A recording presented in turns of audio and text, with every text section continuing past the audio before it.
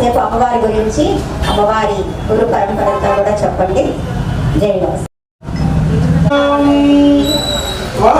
గౌరీం కళాపరపదాం శ్రీచక్ర సంచారిణి. అందరూ చెప్పండి. వాసవ్యైతే నమస్తేస్తు కులగౌరవ నిర్మితే శత్రు సైన్య వినాశిన్య. 1009 సంవత్సరాలు దాటి 1010వ సంవత్సరంలో అడుగుపెట్టబోతుంది అమ్మవారి ఆత్మార్పణ. ఈ సంవత్సరం 15 సంవత్సరాల క్రితం అమ్మవారు ఇదే రోజున, ఇదే వారం, ఇదే నక్షత్రం, ఇదే ముహూర్తంలో అమ్మవారు అగ్నిగుండ ప్రవేశం చేసింది. ఆ విశేష పుణ్య రోజును పురస్కరించుకున్న మనం ఈ రోజున ఆనాటి దంపతుల బిడ్డలమైన మనమంతా ఈ రోజున మనం ఆ అమ్మవారి హోమాన్ని చేసి అమ్మవారి యొక్క అనుగ్రహాన్ని మనమంతా పొందబోతున్నాం. వాసవి మాత అగ్నిగుండ ప్రవేశ సమయంలో ఎన్నో ధర్మోపదేశాలు బోధించింది. ఇదే సమయంలో ప్రతి ఒక్కరూ కూడా ఆచరించవలసిన విశేషాలు బోధించింది. ఆ వంశ పరంపరలో సూర్య చంద్రులలో ఉన్నంతకాలం మీ ధర్మాలు పాటించడానికి అని అమ్మవారు బోధించింది. ఆ విశేషాలు ప్రతి ఒక్కరూ కూడా అమ్మవారిని పూజించాలి. పసుపు కుంకుమలతో, పుష్పాలతో నన్ను అర్చించాలి. ప్రతి విజయదశమి, ప్రతి జన్మదినోత్సవం, ప్రతి ఆత్మార్పణ మొదలైన ముహూర్తాల్లో నాకు విశేషంగా యజ్ఞయాగాదులు జరిపించాలి అన్నది అమ్మవారు.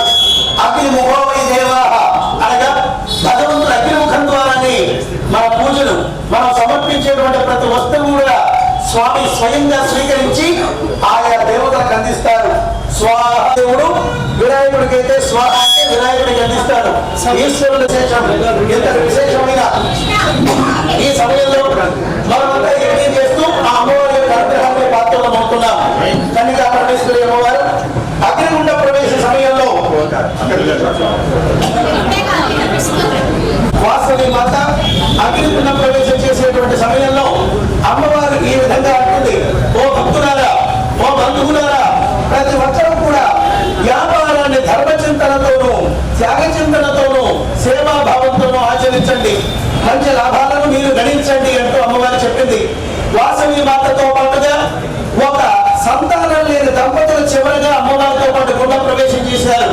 వారికి ఆ రోజుకి అంటే గుండ ప్రవేశం రోజుకి వివాహం 7 రోజులు మాత్రమే.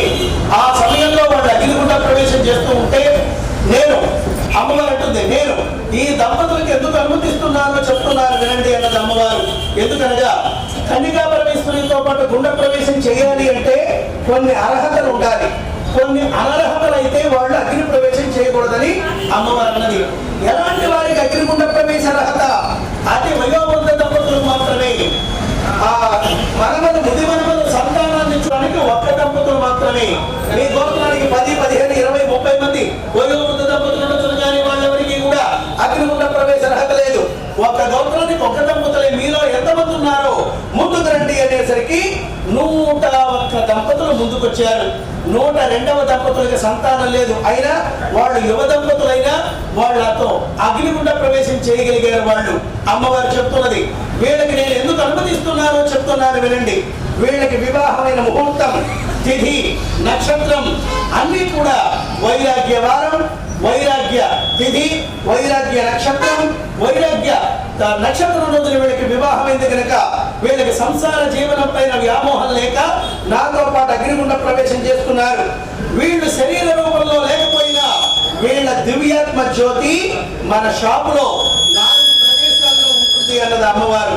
ఎలాంటి ప్లేసులో అనగా కాటా రాళ్ళు, అలాగే దేవుడు photo, cash box, shop, lock and keys, ఈ 4 ప్రదేశాల్లో ఈ నూతన దంపతుల దివ్యాత్మ జ్యోతి ఉంటుంది కనుక మీరు ఏ షాపు తీసినా సరే ముందుగా ఆ షాపు దగ్గర, ఆ షాపులో క్యాష్ బాక్స్ దగ్గర, కాటారాళ్ళ దగ్గర ఆ దీపాన్ని, అలాగే కర్పూర హారతిని లేదా కనీసం అగరబత్తీలైనా వెలిగించి మీరు వ్యాపారం ప్రారంభించండి అని ఆ దంపతుల కోసం అమ్మవారు చెప్పింది. అందుకు షాపు తీసిన వెంటనే 2 అగరబత్తీలైనా తిప్పేటప్పుడు ఈ శ్లోకాన్ని చెప్పాలనండి.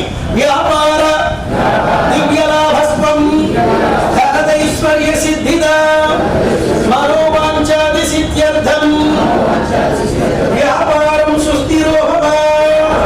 ఈ శ్లోకం చదివి ఎవరైతే షాపులో అగరబత్తీలు కర్పూరం వెలిగిస్తారో